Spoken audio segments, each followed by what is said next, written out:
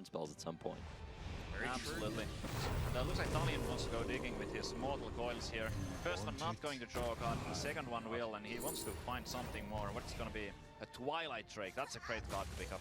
Yeah, Twilight Drake comes down as a 4/7 here, so still big enough to contest that Gorehowl, but he's actually going to go ahead and use the heal bot here instead. How do you feel about this? I like that line of play. He knows that Amnesiac, his hand is pretty big. It's going to start getting clogged up with weapons, so Amnesiac's going to want to attack every single turn. So just by playing heal bot, you know it's going to get attacked, whether Amnesiac wants to or not. So the longer you wait to play your big minion, the more likely it is to survive. I personally find it a little bit surprising because of the Molten Giant that he picked up earlier, because he was fairly close to already getting the Molten down. Just a couple of more life taps and he would have been able to play it for, even if it costs still at 10 mana, you can still play it as a threat on the board. So in my opinion, there might have been a little bit premature healing effect there.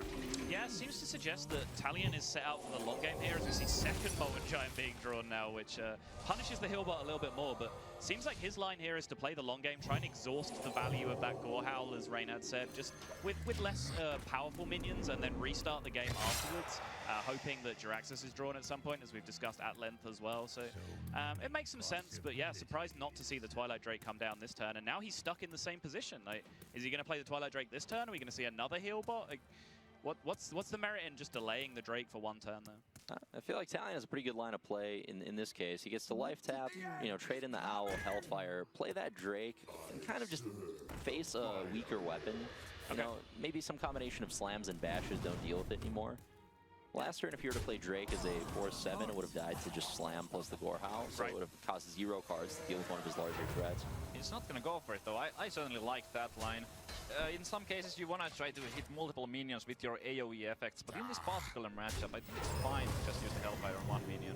But he chooses to keep them and just play the Drake. Yeah, and Amnesiac's hand here is starting just to stack up with removal options, but doesn't line up perfectly here. He can attack into the Twilight Drake and bash. That's a nice clean 8 damage, but as Reynard said, he wants to be attacking with that weapon every turn because of that extra Deathbite and Fiery War Axe that he has now clogged up in his hand. I expect Amnesiac to run out one of these Revenges. You definitely don't need both in this matchup. Oh, he's actually going to take this line of play, save the Revenge, put a bunch of damage on his Shield Maiden, and end up armoring up again. So this is a heads-up play. Amnesiac had the option to kind of preserve health on his Shield Maiden and go face, but he knows both Mortal Coils have been used, so it's going to live, and he's playing around Molten Giants. Exactly, that 5/1 is so valuable right now with both of the coils being played. Baylor did pick up 2 cards, but those coils that were captured were well, I guess there could be one more coil somewhere in there. He doesn't know that it's Soulfire, but still so powerful. He does know that those Mortal Coils were not off of Peddler.